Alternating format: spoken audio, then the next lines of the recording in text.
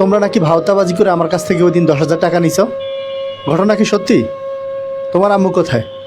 আসসালামু আলাইকুম। আপনার স্বামী নাকি অসুস্থ না? আপনি নাকি ভাওতাবাজি করে আমার কাছ থেকে টাকা নিতেছেন। এই যে সবাই এখানে সবাই বলতেছে। আমি আপনাদের বাসায় যাব, আমাকে বাসায় নিয়ে চলেন। যারা বলছে আমি বাতাবাজি করে আমি টাকা নিছি, আচ্ছা, আমি মনে করি আপনি আমার বাসা যাওয়া উচিত।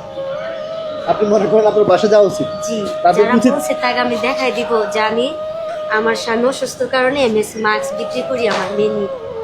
আমিও দেখাই দিতে চাই যে আমার স্বামী অসুস্থ, আমি আল্লাহর ঘরে বসে আমি বলতেছি। আমি সবাইকে আমি বলবো সত্য কথাই আপনি জানি আল্লাহর ঘরে বসে মিথ্যে কথা বলবেন না, এটাই তো? না। তো ঠিক আছে, আপনি ওরে খাওয়াইয়ে চলেন, আমরা আপনার বাসায় যাচ্ছি। আজকে আর বিক্রি করতে হবে না, ইনশাল্লাহ কিছু একটা হবে। হ্যাঁ, আমি দেখে আসি। হ্যাঁ? হুম।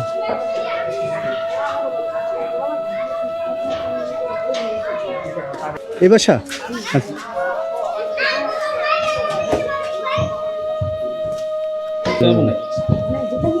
না না, সমস্যা নেই। আসসালামু আলাইকুম। আসসালামু আমি আলাইকুম। কয়েকদিন আগে একটা ভিডিও দিছিলাম, মামা একটা মাস্ক। আর কি লাইট আছে? আমার বাবা অসুস্থ। আচ্ছা। আবারও একটা ভিডিও দিলাম। আসলে কিছু কিছু ভালো মানুষ আছেন? মন্তব্য করতেছে মানে তার বাবা অসুস্থ না, কিন্তু আপনারা ভিডিওটা সরাসরি দেখে প্রমাণ পেয়ে আপনারা এখন তো বলবেন তার বাবা অসুস্থ না অসুস্থ।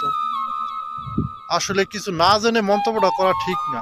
আমাদের সমাজে মনে করেন খোঁচা দেওয়ার কিন্তু অনেক মানুষই আছে।